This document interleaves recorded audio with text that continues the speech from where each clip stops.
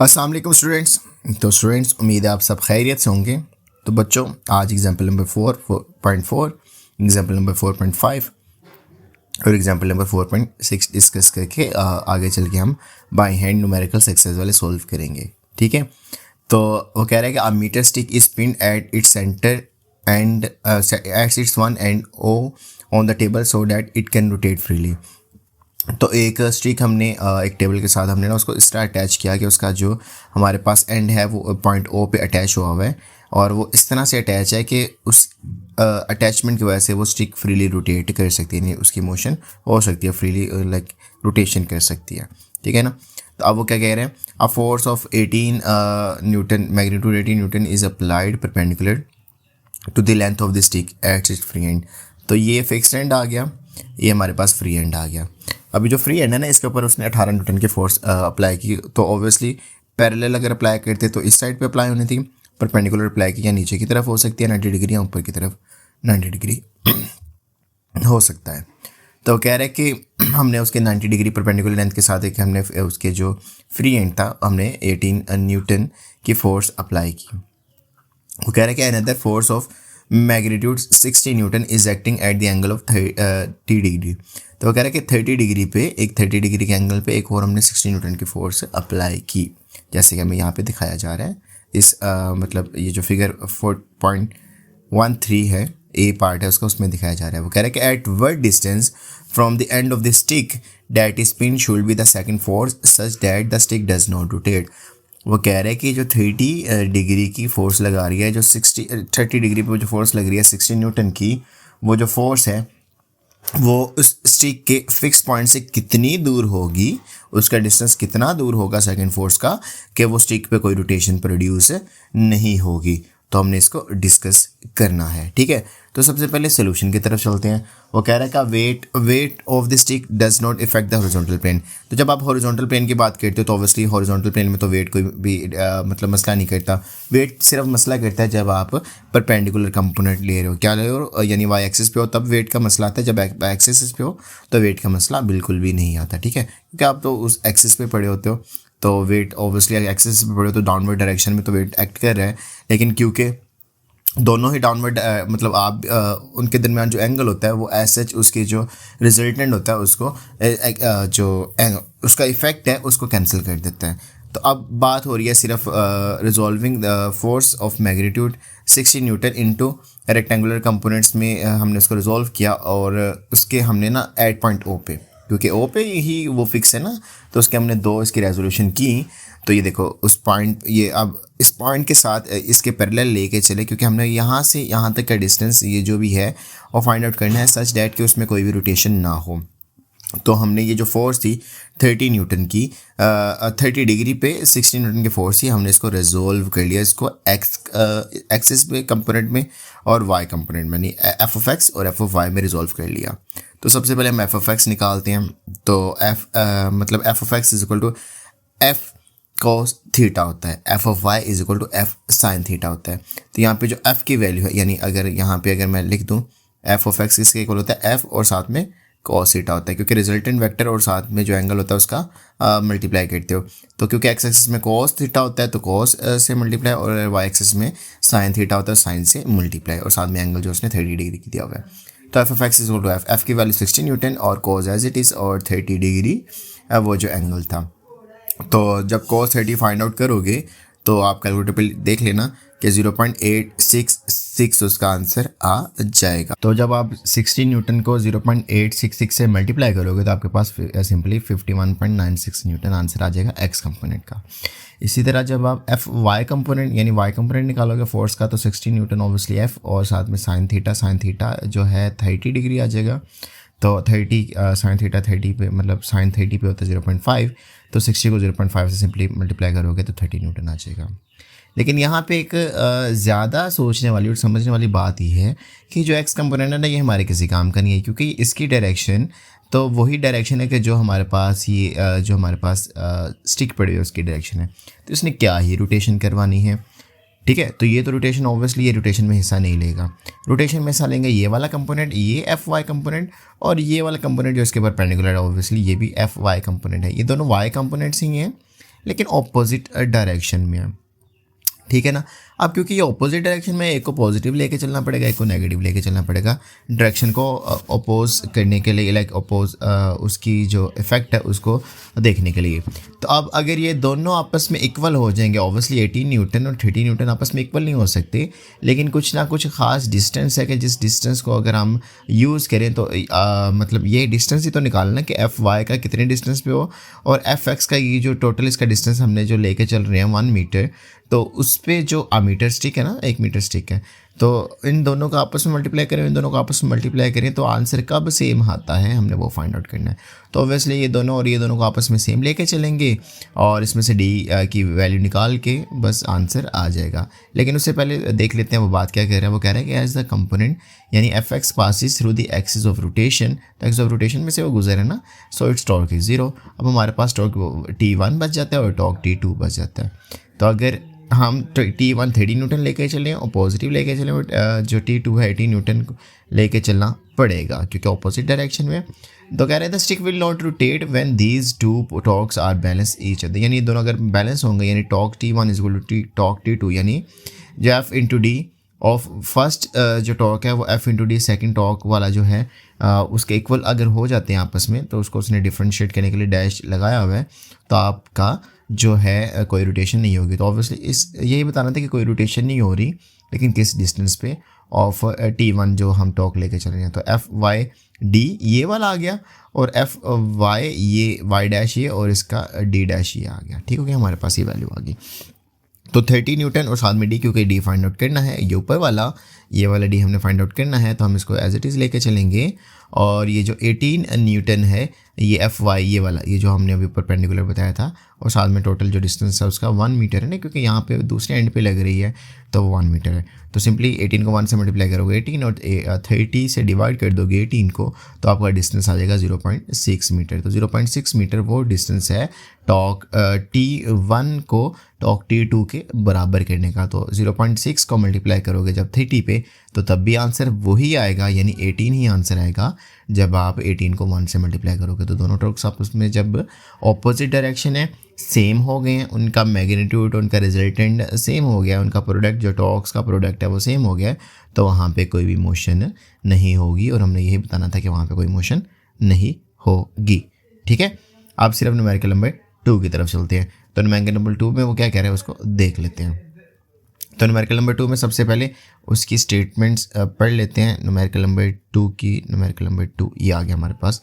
Numerical number जो 4 point हमारे पास ये 5 आ गया।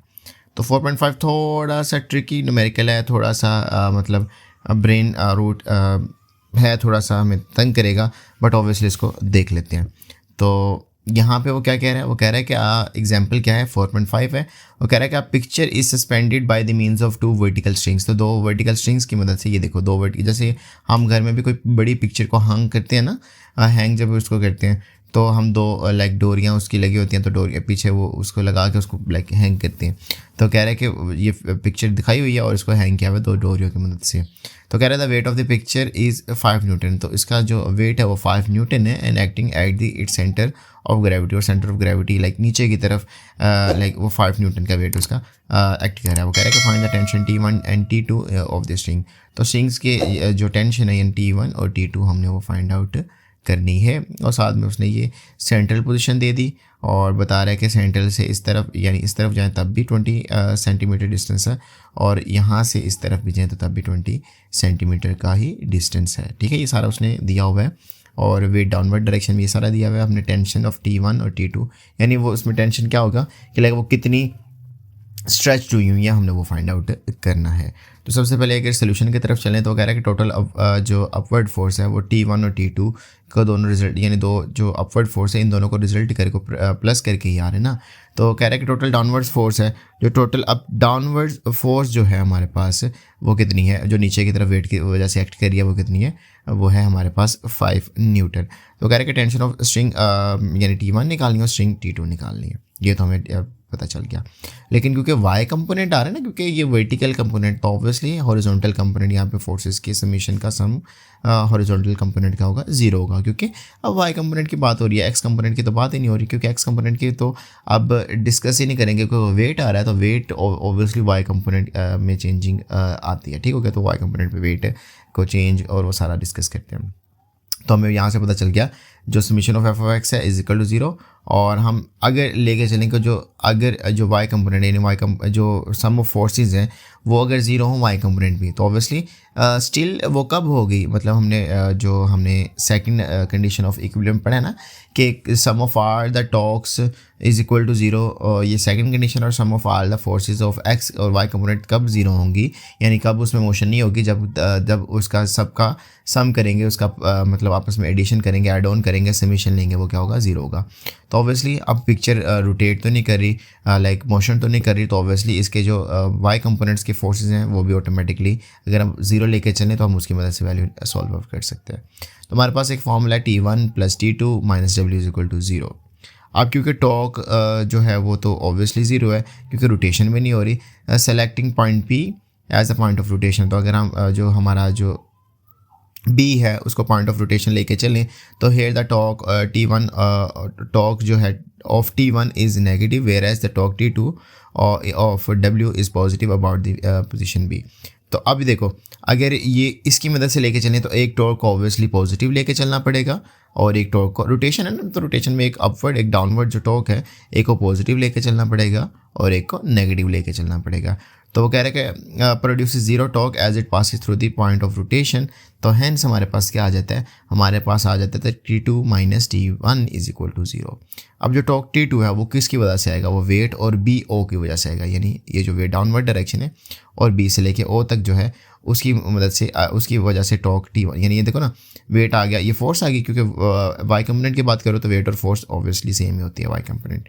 तो उसके बाद हमें डिस्टेंस चाहिए था टॉर्क के लिए, तो डिस्टेंस ये आ गया 20 O से B तक या B से O तक आप कह सकते हो, तो आ गया 20 सेंटीमीटर, उसको मीटर्स में उसने कन्वर्ट करके 0.2 मीटर कर दिया। अब यहाँ से यहाँ तक करना है तो AB आ गया, तो हमारे सॉरी यहाँ से यहाँ तक तो हाफ हो गया ना, ये एक्स ऑफ रोटेशन यानी यहाँ पे आ गया। तो यहाँ से यहाँ तक यानी पूरे A से लेकर B तक कितना है 20 20 40, और 40 को सेंटीमीटर को मीटर्स में कन्वर्ट करेंगे तो हमारे पास 0.4 मीटर आ जाएगा, और जो T1 है वो ऑब्वियसली T1 ही रहेगा। अब यहाँ पे जो वेट है, वेट की वैल्यू क्या है 5 न्यूटन और मल्टीप्लाई बाय 0.2, तो 5 को 0.2 से मल्टीप्लाई फिलहाल अभी रहने दो, क्योंकि हमने T1 निकालना है, तो साइड पे चीज़ें जैसे उसने किया हुआ साइड पे चीज़ें लेके आई, इसको साइड पे ले जाओ और फिर उसको मल्टीप्लाई डिवाइड कर लो, उससे ही कर लेते हैं। तो हमने इक्वलेंट टू 0 पुट किया हुआ है, तो ये माइनस से इधर आके पॉजिटिव हो गया, और ये इसके साथ मल्टीप्लाई हो रहा था, इधर आके डिवाइड हो गया, तो T1 as it is positive रहा और 0.4 इसके साथ डिवाइड हो गया। तो जब 5 को 2 से मल्टीप्लाई और 0.4 से डिवाइड करोगे तो आपके पास T1 में टेंशन कितना आ जाएगा 2.5 न्यूटन आ जाएगा। अब ये 2.5 न्यूटन हमारे पास आ गया, T1 में टेंशन आ गई, ठीक हो गया। तो जो हमारे पास T1 में टेंशन कितनी आ गई 2.5 न्यूटन आ गई। अब यही जो हमारे पास वैल्यू आई है, इसको कहाँ पे पुट कर दो, इस वैल्यू को पुट कर दो आप इसमें, ये जो हमारे पास हम फार्मूला लेके चले थे T1 + T2 - W is equal to 0, इसमें पुट कर दो। अब इसमें हमारे पास T1 की वैल्यू आ गई 2.5 न्यूटन पुट की, T2 ऑटोमेटिकली अब निकाल लेंगे, और जो W है वेट है वो 5 है। तो ऑब्वियसली मैंने पहले ही कहा था कि दोनों जो स्ट्रिंग्स हैं उनकी टेंशन अगर इक्वल होगी तो तभी वो होगा ना कि वो कोई रोटेशन नहीं करेंगे। अगर एक किसी की टेंशन ज़्यादा किसी की कम, तो एक तरफ वो झुक जाएगी या दूसरी तरफ झुक जाएगी, तो ये तो मसला आ सकता है। तो ऑब्वियसली यहाँ से हमें एक चीज़ पता चलेगी, जब ये देखो 5 इधर आके माइनस, इधर आके प्लस हो गया, और 2.5 इधर प्लस, इधर आके माइनस हो गया, तो T2 की टेंशन भी 2.5 आ गई। इसलिए कोई रोटेशन, कोई मोशन कुछ भी नहीं हो रहा है, ना एक्स कंपोनेंट में ना वाई कंपोनेंट में, क्योंकि दोनों की टेंशन सेम है और इक्वली जो वेट है वो डिस्ट्रीब्यूट हो गया हमारे पास, ठीक है। अब लास्ट न्यूमेरिकल 4.6 की तरफ चलते हैं और 4.6 में देखते हैं वो क्या डिस्कस करना चाह रहे हैं हमारे साथ, तो उसको भी देख लेते हैं अभी, ठीक है। तो ये आ गया हमारे पास, सॉरी 4.6 उसने लिखना था, ये 4.5 लिख दिया इसको। अच्छा हमने 1 मिनट, क्या इसकी ये मिस्टेक है, मुझे एक बार वेरीफाई करने दो। तो हाँ, तो यहाँ पे ही देखो ये 4.5 है तो ऑटोमेटिकली अगला 4.6 होगा, ये आ गया हमारे पास 4.6, इसने इसको भी 4.5 कर दिया, तो ये 4.6 है। तो कह रहे क्या सेंटीपिटल फोर्स निकालनी है, तो सेंटीपिटल फोर्स का फॉर्मूला हमें सबसे पहले पता होना चाहिए, FC = mv²/r। तो ये सिर्फ फार्मूला आपको याद होना चाहिए, आप सेंटीमीटर फोर्स निकाल सकते हो। वो कह रहे हैं कि आप फोर्स मतलब आपके पास एक 150 ग्राम्स का stone is attached in a whirled in horizontal circle. तो आपने at the constant speed of 8 metre per second, तो आपने एक सर्कल में ना लाइक एक धागे से उसको बांधा हुआ है एक डोरी को, तो आप उस जो है वो 150 ग्राम का जो स्टोन है वो पत्थर है, आप उसको हॉरिजॉन्टल मतलब हॉरिजॉन्टल सर्कल में उसको घुमा रहे हो with the speed of 8 metre per second. वो कह रहे the length of the string is 1.2 metre, तो जो स्ट्रिंग की लेंथ वो 1.2 है। कह रहे calculate the centimetre force acting on this जो स्टोन है, neglect the effect of gravity. तो ग्रेविटी को जो है उसको निगलेक्ट करके आपने सिर्फ बता देना है कि सेंटीमीटर फोर्स क्या होती है। तो FC = mv²/r होता है। तो सबसे पहले अगर आप देख लो मास ऑफ स्टोन कितने 150 ग्राम्स है, तो उसको किलोग्राम्स में कन्वर्ट करेंगे 0.15 kg हो जाएगा, और जो स्पीड ऑफ स्टोन है वो 8 मीटर पर सेकंड वो दिया हुआ है उसने। अब ये देखो यहाँ पे जो उसने डिस्टेंस दिया हुआ है लेंथ ऑफ द स्ट्रिंग है, तो ऑब्वियसली वो यहाँ से यहाँ तक की लेंथ नहीं है स्ट्रिंग की, बल्कि आप सेंटर में खड़े हो और आपके वहाँ से वो डिस्टेंस कवर किया जा रहा है। तो अब सेंट्रल पॉइंट से जब डिस्टेंस कवर होगा किसी एक सर्कल की बाउंड्री की तरफ, तो वो रेडियस होगा। लेकिन अगर वहाँ से सेंटर से दूसरी तरफ भी चले जाते हो और उस तरफ भी चले जाते हो, यानी दोनों साइड्स को सेंटर से टच करते हो, वो डायमीटर होगा। तो ऑब्वियसली ये रेडियस की वैल्यू है, ये लेंथ की जो वैल्यू है रेडियस की वैल्यू है। तो रेडियस की वैल्यू 1.2 आ गई। तो 0.15 as it is multiply by v का स्केयर 8 मीटर पर सेकंड का स्केयर, और साथ में जो रेडियस है वो 1.2 मीटर। तो जब आप इसको आपस में 8 का स्केयर लोगे 64 आ जाएगा, 0.15 से मल्टीप्लाई करोगे, और मल्टीप्लाई करने के बाद आपके पास जो आंसर आ जाएगा उसको आप 1.2 पे जब डिवाइड करोगे तो आपके पास सिंपली 8 न्यूटन वो आंसर आएगा, जहाँ पे आपने ग्रेविटी के इफेक्ट को नेगलेक्ट करके सेंटीमीटर फोर्स आपने फाइंड आउट कर ली। ठीक है, तो हमने सिर्फ ये सेंटीमीटर फोर्स फाइंड आउट करनी थी, जो इफेक्ट है सेंटीमीटर फोर्स का ग्रेविटी को निगलेक्ट करके हमने निकाला। ठीक है, क्योंकि ऑब्वियसली ग्रेविटी भी वहाँ पे आएगी और उसको मतलब चेंज करेंगे, लेकिन हम उसको डिस्कस नहीं करें। ठीक है, तो आगे चल के हम ये 4.6 था। ठीक है, ये 4.6 था। आगे चल के हम न्यूमेरिकल्स करेंगे हम एक्सरसाइज वाले, और उसको भी अगले लेक्चर्स में उसको भी कवर अप करेंगे।